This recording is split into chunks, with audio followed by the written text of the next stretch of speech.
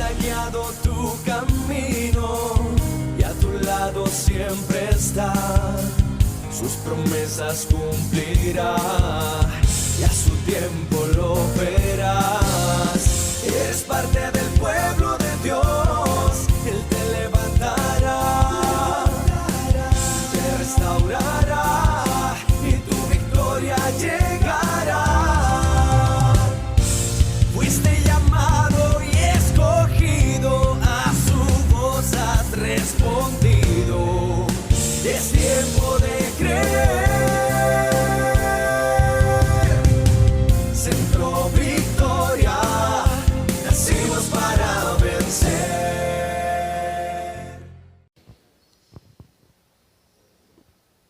Mateo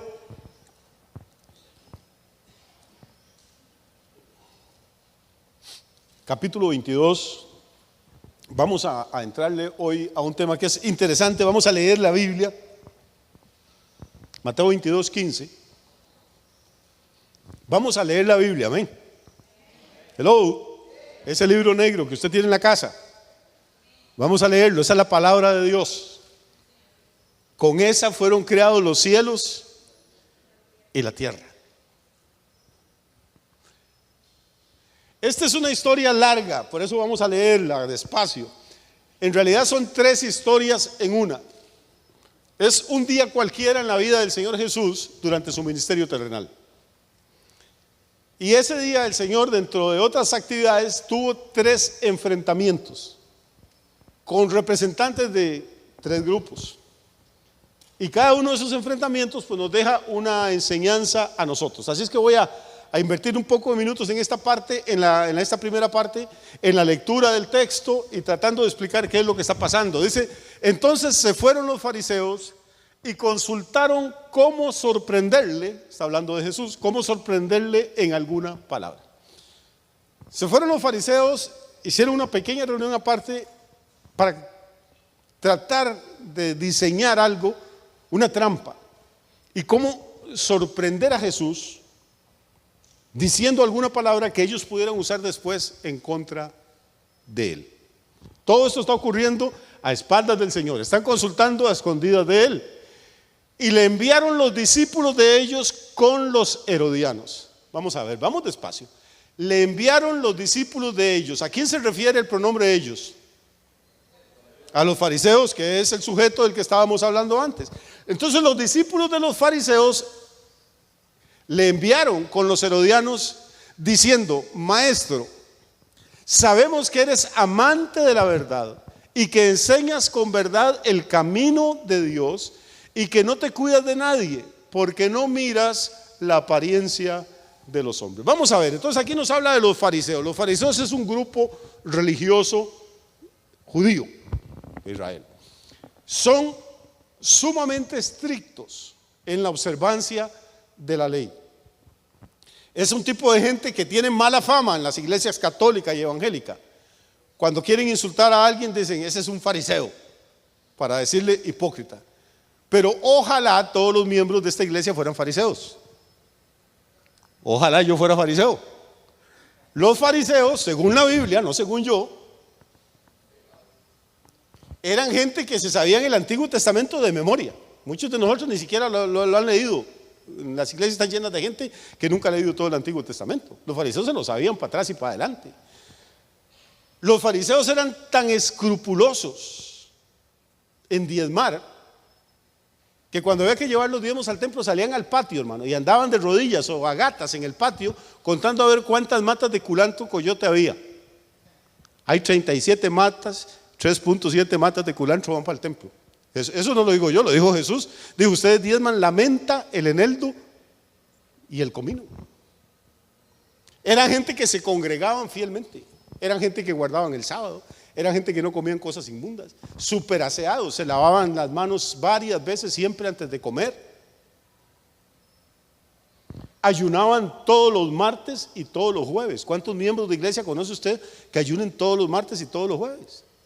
O sea, no se emborrachaban, no adulteraban, no hablaban mal del rabino. O sea, a mí me parece que no eran tan malas personas como los han pintado.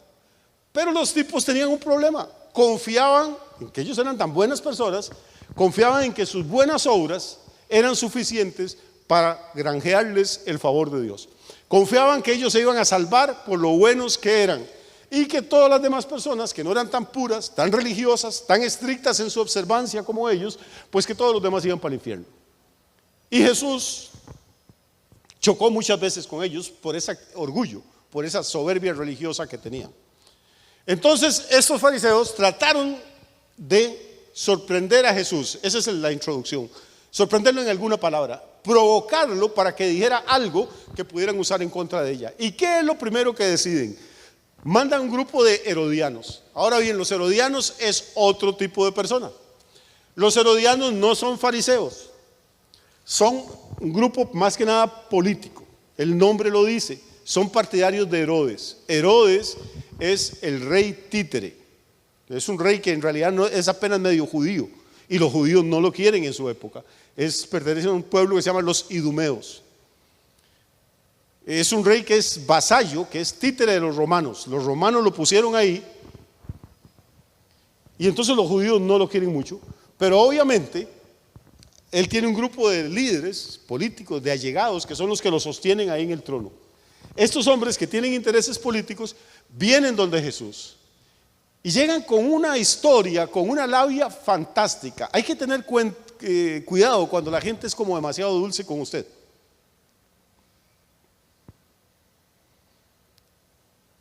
Si alguien empieza diciéndole, fulano, usted que es tan bueno, prepárese porque le va a pedir algo después. Usted que es tan bueno, no me daría el favor de tal cosa. Y entonces estos llegan donde Jesús, dulces, amables, y le saludan con un gran respeto, le dicen, maestro, sabemos que eres amante, ¿de qué? Eso es bonito, no. Nada más que están equivocados. Jesús no es amante de la verdad, Jesús es la verdad. Y hay una gran diferencia. Pero ellos no saben eso. Entonces Jesús, eres amante de la verdad y enseñas con verdad el camino de Dios. Ya van 2 piropos. Y que no te cuides de los hombres. 3, o sea, no te importa lo que la gente diga, porque no miras la apariencia de los hombres. O sea, usted no juzga a la gente por lo externo, sino que puede discernir lo que hay en el corazón. Imaginen qué saludo tan espectacular. Esto es para bajarle las defensas al Señor. Entran tan dulces, tan amables, tan respetuosos, para que Jesús se descuide. Y en el versículo 17 le hacen la pregunta: dinos pues, ¿qué te parece? ¿Es lícito dar tributo a César o no?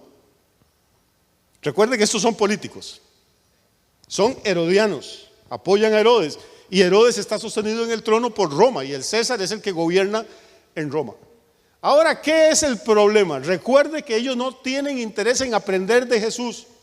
No vienen para obtener una respuesta, lo que vienen para obtener es alguna palabra que diga Jesús con la cual ellos puedan acusarlo. Entonces ahora el Señor está en una disyuntiva, está en una alternativa. Si dice, sí es lícito, hay que pagar el impuesto al César, entonces los herodianos se van a ir en carrera y le van a decir a los fariseos, Jesús está del lado de los romanos, de nosotros. Y los judíos se van a volver en contra de él. Si Jesús dice, no hay que darle impuestos al César, entonces se van donde Herodes y le dicen, Jesús está sembrando la sedición y la rebelión, dice que no hay que darle plata a Roma. Y entonces las autoridades políticas le van a apresar. ¿Qué hace usted? Si dice sí, pierde, y si dice no, pierde. Vamos a ver qué hace Jesús. Pero Jesús, conociendo la malicia de ellos, les dijo, ¿por qué me tentáis, hipócritas? Está hablando con los herodianos. Él sabe cuál es el propósito que hay detrás de esa pregunta. ¿Por qué me tentáis, hipócritas? Corramos porque, repito, esto es un texto largo. Mostradme la moneda del tributo. Y ellos le presentaron un denario. Y resulta que en esa época las monedas que acuñaban los imperios tenían la efigie o el rostro o el busto del emperador que estaba gobernando en ese momento. Entonces le muestran un denario y Jesús les pregunta, ¿de quién es esta imagen y la inscripción? Yo tengo en mi colección algunas monedas de esas todavía. Algún día vamos a traer unas para que las conozcan. ¿De quién es esta imagen y la inscripción? Y le dijeron, de César. Y él les dijo, dad pues a César lo que es de César y a Dios lo que es de Dios. ¿No se ha comprometido? En nada todavía. Mucha gente cita este versículo y no conoce de dónde viene la historia, pero la historia lo que viene es de un intento de atrapar a Jesús y meterlo en un problema político. Corremos entonces al versículo 22. Oyendo esto, se maravillaron y dejándole, se fueron. O sea, se fueron maravillados pero frustrados. No logramos atraparlo. Versículo 23. Aquel día, note que sigue la secuencia temporal, la secuencia cronológica. Ese mismo día vinieron a él los saduceos. Ahora los saduceos es otro grupo religioso. Estos no son como los fariseos. Los fariseos son muchos, los saduceos son pocos. Son una élite, son escogidos. Gente muy intelectual, gente que sabe mucho de teología. Gente que no cree en todo el Antiguo Testamento, sino solo en el Pentateuco, en los 5 primeros libros. Son judíos también, pero para ellos no vale ni Isaías, ni Salmos, ni Proverbios. Para ellos Dios inspiró solamente 5 libros: Génesis, Éxodo, Levítico, Números y Deuteronomio. Y aparte de eso, ellos no creen que el hombre tenga alma ni espíritu, y creen que cuando uno se muere, ahí se acabó todo, que no hay resurrección. A diferencia de los fariseos, que sí creen en todo el Antiguo Testamento, que sí creen que uno tiene alma y espíritu, y que sí creen que los muertos van a resucitar. Entonces nos damos cuenta que aquí hay toda una serie de fuerzas que están en juego, y todos están puestos de acuerdo para lograr algo: arrancarle a Jesús alguna palabra que lo comprometa y sobre la cual ellos le puedan acusar. Estamos entendiendo, ¿verdad? Yo creo el escenario. Todo está ocurriendo el mismo día. Aquel día vinieron a él los saduceos, que dicen que no hay resurrección, y le preguntaron, diciendo: maestro, Moisés dijo. Están citando el Pentateuco, los libros de Moisés, en los que ellos sí creen. Moisés dijo: si alguno muriere sin hijos, su hermano se casará con su mujer y levantará descendencia a su hermano. Esto se llama, no sé si estoy yendo muy rápido, esto se llama la ley del levirato. Es una ley del Antiguo Testamento para conservar las tierras y las propiedades dentro de cada tribu. Si un varón se casaba, no había tenido hijos y moría, entonces era obligación de su hermano tomar a esa mujer, a la cuñada, para que los hijos que nacieran se contaban como hijos del difunto, y las propiedades, las fincas, el ganado, quedaba dentro de la misma familia, dentro de la misma tribu. No sé si esto queda claro. Esta ley, si la ven por ahí alguna vez, se llama la ley del levirato, y estos saduceos se la saben para atrás y para adelante. Entonces le dicen, vamos a ver, hubo pues, ahora inventan una historia. Hubo pues entre nosotros, y oiga la historia porque es bonita, 7 hermanos. El primero se casó y murió, y no teniendo descendencia, le dejó su mujer a su hermano. O sea, el mayor se casa y muere sin hijos, no tiene descendencia. Viene el hermano número 2 y se casa con la mujer. De la misma manera también el segundo y el tercero hasta el 7º. Bueno, para mí después del tercero ya eran héroes todos. Una mujer que ha matado a 3 y que seguido yo en la línea, yo salgo corriendo para cualquier lado. Y mata a 3 y a 4 y a 5 y a 6 y el 7º todavía va de Jiménez y se casa. O sea, obviamente es una historia falsa, se la están fabricando, la están inventando. Una cosa que se llama casuística, pero eso no es el problema ahorita. Y después de todo murió también la mujer, por fin, bendito Dios. Ya descansaron los hombres de la aldea, hermano. Después de todo murió la mujer, y ahora viene la puya. En la resurrección, recuerde que estos son saduceos que no creen en la resurrección. Y entonces dice: en la resurrección pues, ¿de cuál de los 7 será ella mujer? Ya que todos la tuvieron.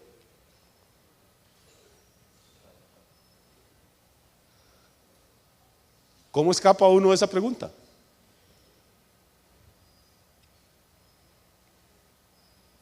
Pudieron haber dicho eran 3 hermanos, o eran 2 hermanos, y casi, que era lógico, eso puede ocurrir, y ocurría. Pero 7, están exagerando, están inventando, es para complicarle el panorama a Jesús. Y Jesús responde y les dice: erráis. ¿Qué quiere decir erráis? ¿Ah?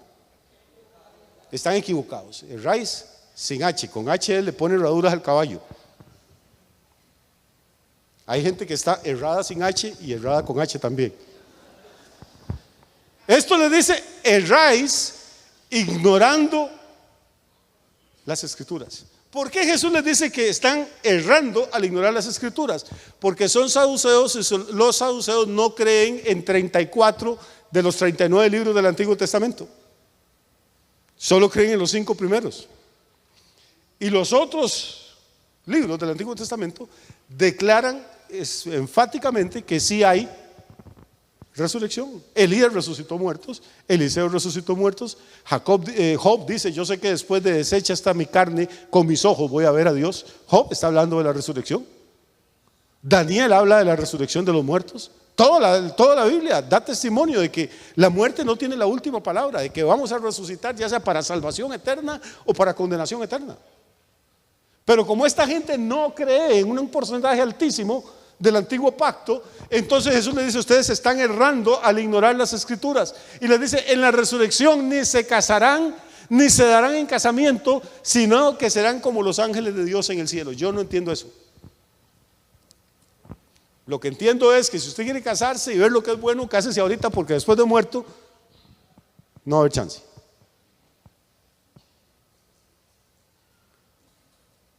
Aquí el sexo es una preocupación importantísima para nosotros, y la procreación. En la eternidad eso no va a tener ninguna importancia. Vamos a estar ocupados en cosas gloriosas, en cosas que ni siquiera podemos imaginarnos ahora, y lo que menos usted se va a estar pensando es saber quién se casa con quién, o quién se junta con quién, o quién es novio de aquel. Eso no va a existir allá. El sexo es una situación temporal. Mientras Dios nos pone en este planeta y llenábamos la tierra y la colonizamos, en la eternidad no vamos a ocuparlo para nada. No estoy diciendo que sea malo ni que sea feo el sexo. Lo que estoy diciendo es que es una condición temporal. Y en la resurrección vamos a entrar a una situación eterna, completamente diferente.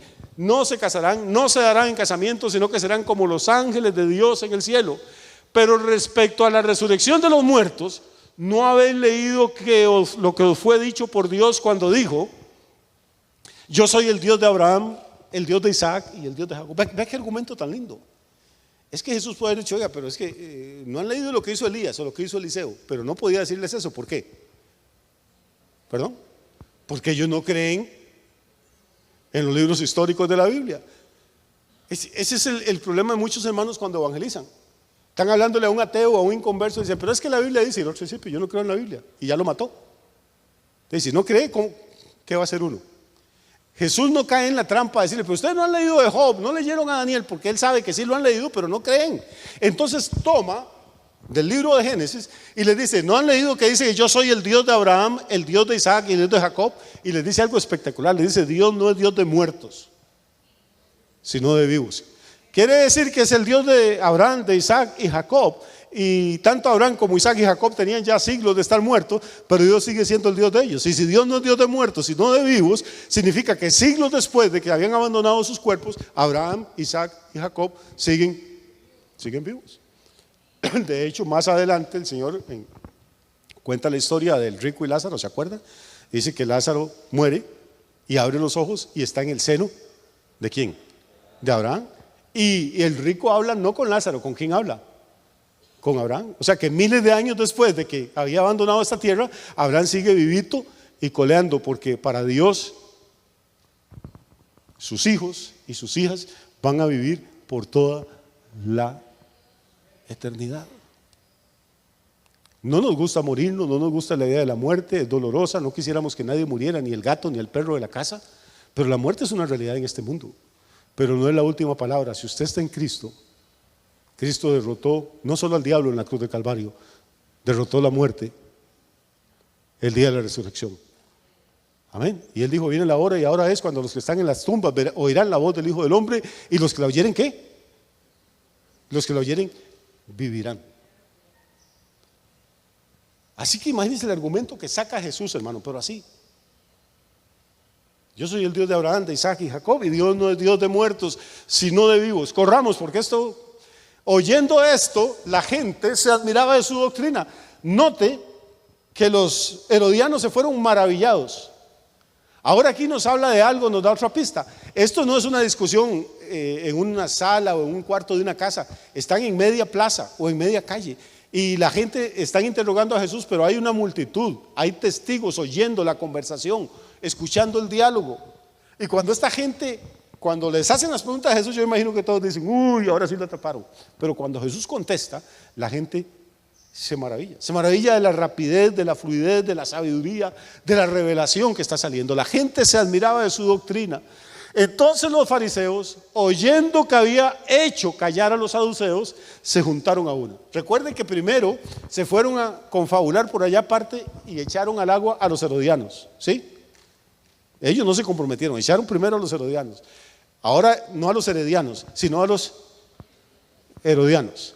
Ahora mandan a los saduceos y Jesús los deja callados también. Y más bien está ganando audiencia, está ganando puntos el Señor con la gente. Entonces ahora los fariseos se preocupan, se juntaron a una, dice el verso 34, y el siguiente dice, y uno de ellos, intérprete de la ley, le preguntó porque quería saber, le preguntó para tentarle. ¿Recuerda lo que le contestó Jesús a los herodianos? ¿Por qué me tentáis, hipócritas? Y ahora el intérprete de la ley, que pertenece a los fariseos, le hace una pregunta, pero no es para saber. Hay gente que le va a hacer preguntas a usted. Bueno, y si Dios es bueno, ¿por qué es que hay chiquitos enfermos? Y si Dios ama a la gente, ¿por qué en Gaza están cayendo bombas? ¿Y con quién se casó Caín? No es porque quieren saber nada. Lo que quieren es simplemente evadir su situación, y su situación es que están en pecado, que necesitan arrepentirse, que necesitan convertirse y aceptar a Cristo. Su situación es que Deuteronomio 29:29 dice que las cosas secretas le pertenecen a Jehová nuestro Dios, pero las reveladas a nosotros y a nuestros hijos para que las hagamos y nos vaya bien siempre. Hay cosas que Dios nos reveló y cosas que no vamos a entender en esta vida sino hasta que entremos a la eternidad. Nunca pregunte por jugar de listo, nunca pregunte por poner a la gente en un compromiso. Cuando uno pregunta es porque tiene hambre de saber, hambre de conocimiento, y tiene que tener la humildad para aceptar las respuestas. Esta gente no, lo que quieren es tentar a Jesús. Ahora, ¿cómo lo tienta? ¿Qué le pregunta? Le dice, maestro, ¿cuál es el gran mandamiento de la ley? Esto es un problema. ¿Cuál es el gran mandamiento de la ley? Si toda la ley la dio Dios, ¿cómo va a haber un mandamiento más grande que otro? Una vez yo dije algo como, el libro que más me gusta de la Biblia es el libro de Romanos, y después me llamaron la atención unos hermanos, hermano, pero toda la Biblia es inspirada por Dios, como ese pastor dice que es Romanos, ¿y los demás qué? No estoy diciendo que los demás no son inspirados, estoy diciendo que el que más me gusta. Carajo, es que no puedo tener derecho ni que me guste un libro más que el otro. Tengo que pedirle permiso a usted. Que me guste uno, no me guste, no significa que no sea inspirado por Dios. El libro de jueces, no, más bien fue al revés, fue porque dije que el libro de jueces no me gustaba. No me gusta, es inspirado por Dios, pero no me gusta. Hay un reguero de sangre y arrancan la cabeza a la gente y matan, y el pueblo apostata y adora ídolos y demonios. A mí no me gusta leer eso. Pues lo leo y lo estudio, pues es la palabra de Dios, pero tengo mis preferencias. Bueno, pues cuando a usted le dicen cuál es el mandamiento más grande, y hombre, Dios, los 10 mandamientos, el decálogo, los dio el Señor mismo a Moisés en el Sinaí, los escribió en una tabla de piedra. Y aparte de eso, estos fariseos tienen otra colección de más de 300 mandamientos que ellos guardan. Y todos discuten a ver si el más importante es la circuncisión o guardar el sábado o cuál es. Y quieren que Jesús se alinee con alguno de los partidos de ellos, con alguna de las escuelas de ellos. ¿Cuál es el mandamiento entonces grande en la ley? Y Jesús dice, deme un par de días para irlo a pensar, voy a ir a ver. No, hermano, es un diálogo, eso está fluyendo ahí al aire libre entre la gente. Hay testigos, y Jesús le dijo de una, amarás al Señor tu Dios con todo tu corazón y con toda tu alma y con toda tu mente. ¿Por cuántos mandamientos le preguntó el intérprete de la ley? ¿Cuál es el gran mandamiento? 1. Y Jesús le contesta, amarás al Señor tu Dios con todo tu corazón y con toda tu alma y con toda tu mente. Versículo 38. Este es el primero y grande mandamiento. Y el segundo, que el intérprete no le había preguntado, y el segundo es semejante, amarás a tu prójimo como a ti mismo. Y vea el colofón de eso, el verso 40. De estos 2 mandamientos depende toda la ley y los profetas. Estos son fariseos, ellos sí creen en la ley como los saduceos, mas creen también en los profetas. Entonces, la ley y los profetas son el Antiguo Testamento. Jesús a cada grupo le contesta de forma distinta. Y le dice, de estos 2 mandamientos, o sea, usted puede saltarse todos los 39 libros de la Biblia Y los cumple haciendo esto, amando a Dios con todo su corazón, con toda su mente, con todas sus fuerzas, y a su prójimo como a usted mismo. Qué fácil, hermano, ¿para qué estudiar la Biblia?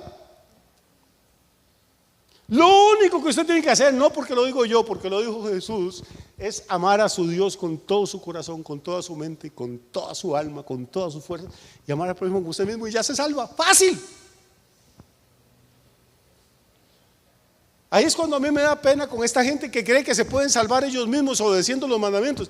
Parece tan fácil, parece tan sencillo, pero déjeme decirle algo a usted que está aquí escuchándome, a los que me están escuchando en cualquier lugar del mundo, donde usted esté atrás de una pantalla. Déjeme decirle esto: no hay un solo ser humano, con excepción de Jesús, que haya cumplido con estos dos mandamientos.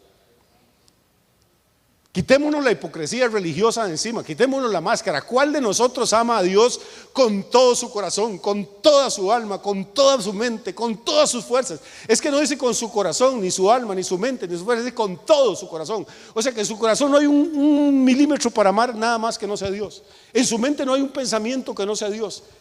En sus fuerzas usted no gasta una caloría haciendo algo que no sea amar a Dios. ¿Quién de nosotros hace eso? Si hay gente para que venir al culto una vez a la semana es un sacrificio, según ellos.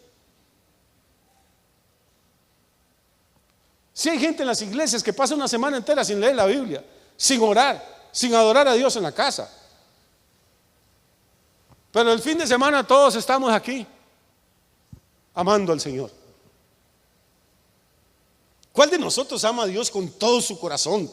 Amamos al Señor, pero seamos honestos, estamos cortos, hermano, nos falta mucho. Tenemos la cabeza y el corazón lleno de otras cosas, de familia, de finanzas, de salud, de problemas. Todos no vivimos en una nube en el cielo, vivimos aquí en la tierra. El único que vivió y que dijo: mire, la comida mía es hacer la voluntad del que me envió, se llama Jesús. El único que pudo decir honestamente: yo no hablo una palabra que el Padre no me haya dado para que hable, no hago nada que el Padre no me haya dado para que haga, se llama Jesús. El único que nunca tuvo un pensamiento que estuviera fuera del plan de Dios se llama Jesús de Nazaret. Los demás todos nos quedamos cortos, amamos a Dios, pero bueno, tal vez estoy generalizando y ustedes sí. Y tal vez estoy hablando por mi vida. Pues yo quisiera amar a Dios con todo mi corazón y toda mi alma y toda mi mente y toda mi fuerza, pero no puedo. Y el segundo, dijo Jesús, es muy parecido. El segundo también es facilísimo. Usted tiene que querer al vecino como se quiere a usted mismo. A ese vecino desgraciado que le apedrea las gallinas,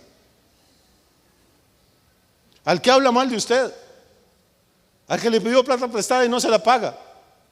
Usted tiene que quererlo como a usted mismo. Tiene que querer a los hijos de él como ama a sus propios hijos. ¿Usted cumple con eso? Seamos honestos, hermano, la verdad, no. Entonces, ¿por qué Jesús, sabiendo cómo somos, nos pone semejante carga encima? ¿Por qué Jesús, conociéndonos como nos conoce, se atreve a decir: no, hombre, es fácil, amen a Dios? Está citando el libro de Deuteronomio, obviamente. Amen al Señor con toda su alma. Él sabe que no podemos. Es como el borracho aquel que dijo: si saben cómo me pongo, ¿para qué me invitan? Ya sabe que no podemos, entonces ¿para qué me ponen esa carga encima? Por una razón. Bueno, pero sigamos con eso, ahorita volvemos. Verso 41, ya vamos a terminar, amado. Y estando juntos los fariseos, Jesús les preguntó. ¿Qué les preguntó? ¿Qué pensáis del Cristo? ¿De quién es hijo? Y ahora sí, Jesús pasa al ataque. Y le dicen: Cristo, el Mesías, va a ser hijo de David. Y Jesús le dice: ¿por qué entonces en los salmos David le llama al Mesías mi Señor? ¿Cómo el papá le va a decir al hijo mi Señor? El Mesías tiene que ser algo más que un hijo biológico de David, que Jesús lo era. Tiene que ser el Señor de David también, que Jesús lo era. Pero ya esto es otro pleito. Ahí lo gana Jesús, como todos. Mi punto es este, hermano. ¿Por qué el Señor nos pide entonces algo tan, no difícil, digámosle, tan imposible como eso? Vamos a ir un momentito al libro de Gálatas.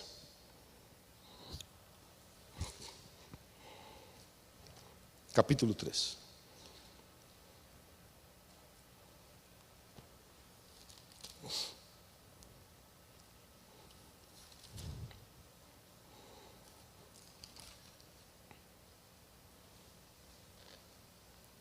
Versículo 22, Gálatas 3:22.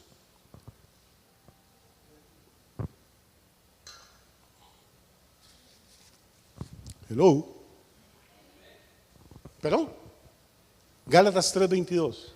Lea eso con cuidado. Estoy seguro que tal vez no le he prestado antes mucha atención a este versículo, pero léalo con cuidado, respire profundo y vamos a analizarlo un par de minutos para ver si entendemos qué es lo que está pasando. Está escribiendo el apóstol Pablo, está escribiendo bajo la inspiración del Espíritu Santo y dice: la Escritura, o sea, el Antiguo Testamento, la Biblia, lo encerró todo bajo pecado. Hay gente en la iglesia que le decía a uno: pastor, me invitaron a un baile, es pecado. Pastor, es pecado ir al cine. Pastor, nunca me pregunte eso a mí. ¿Sabe cuál es la respuesta que le voy a dar siempre? Sí, es pecado. Pastor, ¿es pecado darle un beso a mi esposa? Sí, es pecado. Pastor, ¿es pecado trabajar 8 horas al día? Sí, es pecado. Porque mientras besa a su esposa no está amando al Señor con todo su corazón, con toda su mente, toda su alma y todas sus fuerzas. Porque mientras trabaja 8 horas ahí volando pala en la construcción, no está amando al Señor con todas sus fuerzas. Se le está dando al capataz de la construcción. Pastor, ¿y dormir será pecado? Pecadísimo, es terrible. Debería estar velando y orando, como dice la Biblia. Entiéndame, algún día la cáscara religiosa se nos va a caer, hermano. Todo es pecado. Todo lo que no proviene de fe es pecado. Todo lo que no sea amar a Dios con toda el alma, toda la mente, todas las fuerzas es pecado. La Escritura lo encerró, dice Pablo, hablando por el Espíritu o escribiendo por el Espíritu. La Escritura encerró ¿qué cosas? Todo. Salir a jugar con mis hijos es pecado. Jugar fútbol es pecado. Ir a ver a la liga ganar hoy, pecado. Porque no jugamos contra Saprissa. Y si no, ni pierdo el tiempo. Algún día Dios nos abrirá el cerebro y entenderemos esto. Deje de estar en esa majadería religiosa. Y esto es pecado, y aquello otro es pecado, pastor. Y esto es pecado. Y si hago, desde que está preguntando es porque ya usted no está muy convencido, para empezar. Pero Pablo lo pone como más estricto el asunto. ¿Qué cosas encerró la Escritura bajo pecado? Todo. O sea que usted, yo, la Madre Teresa, el Papa, el pastor de la par, todos los ateos, los satanistas, todos estamos encerrados bajo pecado. Y ninguno se puede salvar por sus propias fuerzas, tejiéndose delantales con hojas de higuera. La Escritura, dice Pablo en Gálatas 3:22, lo encerró todo bajo pecado. Entonces, ¿pero por qué Dios tan amargado? ¿Por qué Dios hace eso? Dice, para que la promesa que es por la fe en Jesucristo fuese dada a los creyentes. La Escritura lo encerró todo bajo pecado, para que desde el rey hasta el mendigo todos tengamos un único camino de salvación, hermano. Y es la promesa de que por medio del sacrificio de Cristo, de su muerte en la cruz y su resurrección, podemos tener perdón de pecados y vida eterna. Para que no podamos vanagloriarnos de nada. Para que no seamos como los fariseos que dicen: yo doy diezmos de todo lo que gano, yo ayuno, yo hago esto. Sino que seamos como el otro que estaba tirado y dijo: Dios, ten misericordia de mí porque soy pecador. El más malo de ellos era el que había entendido el propósito de Dios. La ley no vino para que usted intente cumplirla toda, porque nadie ha podido excepto Jesús. La ley vino para demostrarnos que no podemos vivir por los mandamientos, que no podemos vivir por nuestras buenas obras, sino que tenemos que depender de la gracia y de la misericordia que Dios nos mostró al enviar a Jesucristo a este planeta. Y no hay otro camino de salvación. Jesús no dijo: yo soy un camino para llegar al Padre. Dijo: yo soy el camino. Jesús no dijo: yo soy un maestro que enseña la verdad, como le dijeron los herodianos. Él dijo: yo soy la verdad. Jesús no dijo: yo puedo enseñarles cómo tener vida eterna, voy a enseñarles una religión que les dé vida eterna. Dijo: yo soy la vida. Amigo, no es el que tiene una religión el que tiene vida, es el que tiene a Cristo en su corazón. ¿Y cómo tenemos a Cristo? Reconocemos nuestra desnudez espiritual. Tenemos la humildad de decir: sí, Señor, he pecado, no una vez, muchas. Y a pesar de mis pecados, tú me amas, Señor, y moriste por mí y resucitaste al tercer día. Yo creo en mi corazón que Jesús es el Señor. Confieso con mi boca que Dios le levantó de los muertos, y entonces automáticamente soy salvo, porque Dios es fiel a sus promesas. Y una vez que soy salvo, entonces me esfuerzo por agradar a Dios. Me esfuerzo por hacer buenas obras. Me esfuerzo por tener comunión con el Padre. Me esfuerzo por conocer la Biblia, por orar, por bendecir la iglesia, por hablarle de Cristo a otras personas, por sembrar en el reino, por amar a mi familia. Pero no para salvarme, sino porque ya soy salvo por la gracia del Señor. Hay una gran diferencia. La religión lo que hace es poner el carretón adelante del caballo y quiere que la carreta jale el caballo, quiere que las obras me lleven al cielo. El evangelio lo que hace es que primero pone la salvación y después de la salvación vamos a producir obras para la gloria de Dios.